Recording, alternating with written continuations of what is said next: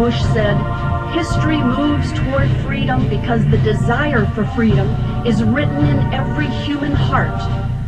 Let us add that we will preserve it only as long as devotion to freedom is expressed in the heart of our actions. When President Lincoln dedicated Gettysburg National Cemetery, he declared, "It is for us, the living, to be dedicated here to the unfinished work which they who fought here have thus so nobly advanced." That unfinished cause for which our soldiers willingly go to battle and for which so many have given their lives is a free United States of America.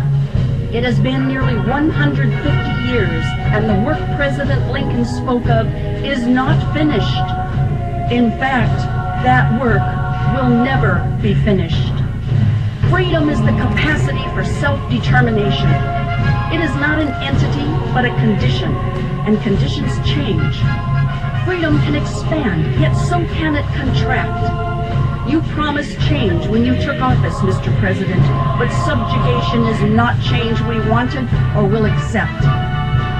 You have expanded government, violated our Constitution, confounded laws, seized private industry, destroyed jobs, perverted our economy, curtailed free speech, corrupted our currency, weakened our national security, and endangered our sovereignty.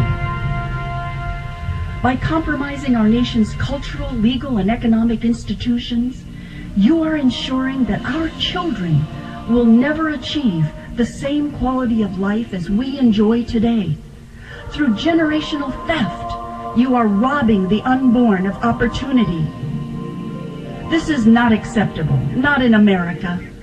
We did not become a strong nation through hope, but rather through self-reliance.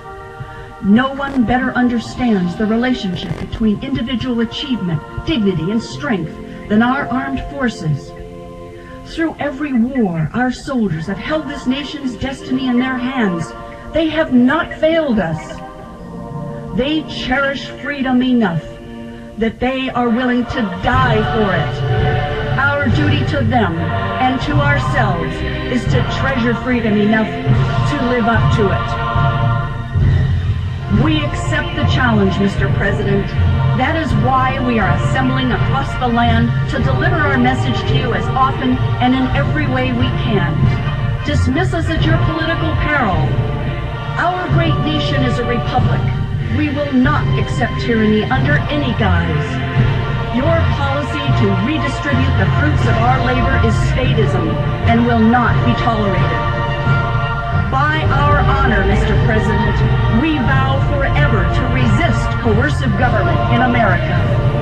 Patriots will not stand silent as you attempt to dismantle the greatest nation on earth. We, the people, will defend our liberty.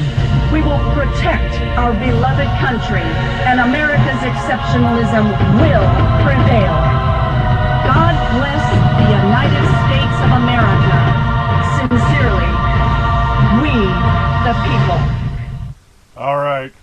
Lauren Savage, isn't that what the Texas nationalist movement is all about? Yes, we're not only just putting the hope back, we are going to bring change, and we're going to do it through the self-reliance of the Texan people.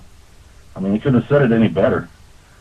You know, I was technically an Obama supporter as far as his views on things when he was running for office, but his administration or his term in office and Democrats in power proved that there are no better than the Republicans as far as solving the problems that they created themselves for the people out here.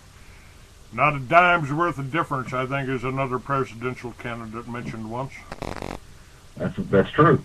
And, you know, everybody's complaining about Obama doing this and Obama doing that, but they don't want to think that Bush was the one that signed those powers into being and gave him that power to do it. Bush is the one that launched us into a unwinnable war against an enemy that could be you or I.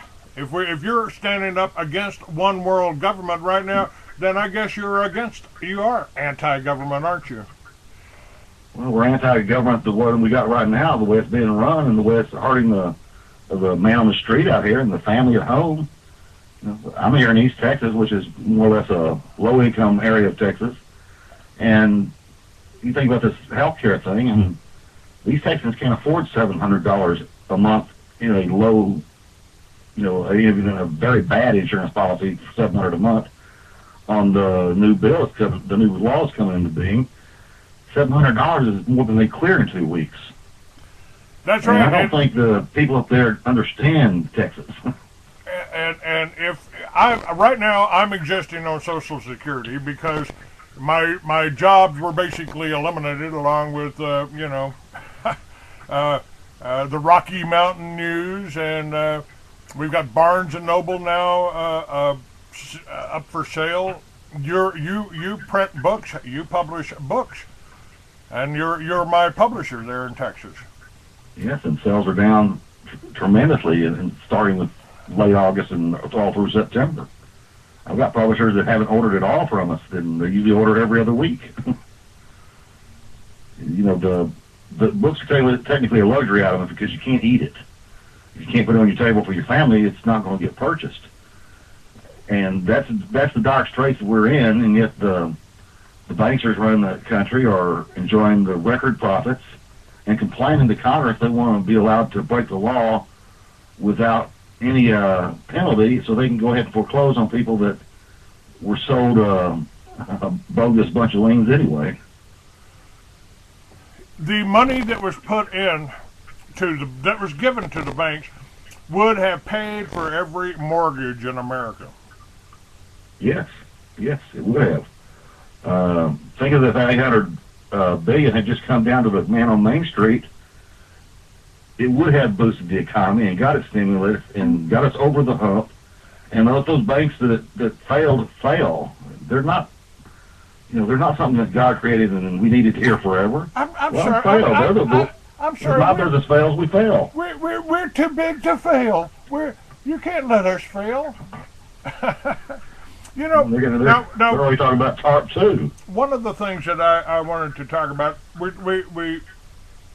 food is an issue right now. Now, I grew up in Texas. I used to drive over to Weatherford, and we'd buy a lot of fruits and vegetables right there fresh. My grandmother had a garden in her backyard there in Weatherford, right next to the church that my grandfather preached at. And that was the best food that I've ever had. I can't remember eating any better. I've eaten in the best restaurants all across the country. And the best meal that I ever had was at my grandmother's house in Weatherford, Texas.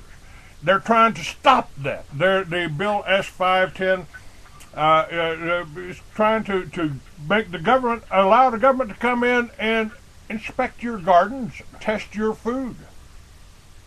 Yet they won't test that stuff. They won't test the poison coming out of China that we're forcing us to eat and killing people. That's what gets me. They want to test your backyard garden, but they don't want to test the millions of tons of food coming in from China. And they're not talking about putting chips in all of those Tyson chickens, are they? But they want you to do it in your backyard. True. That it's utterly ridiculous, because that's one of the saving graces in Texas during this current depression. I can't call it a recession. This is a depression for the person out here. Is that the city of Tyler has reinstituted a farmer's market. And we can go get fresh direct from the farm and skip all the middlemen. That's a city working to make sure its people they have the best available food possible and keeping the local farmer working and viable. In Texas, when I was growing up, we had grain towers all scattered all over the state. You couldn't go anywhere without seeing a grain tower, and they were all full. They kept 6 months worth of grain, worth of corn, worth of wheat in those towers. I understand those have pretty well been emptied. Is that true? No, empty. They've been destroyed. I think because they've been empty so long, they're getting dangerous and they're being destroyed. They kind of forget those little Bible stories like Joseph and putting the grain up for 7 years. It's like, what happened to the farmer? What happened to the economy? And you can't lay it on one party or the other, because both of them are guilty of destroying this economy. through one theory or another theory, and both theories are not working. And until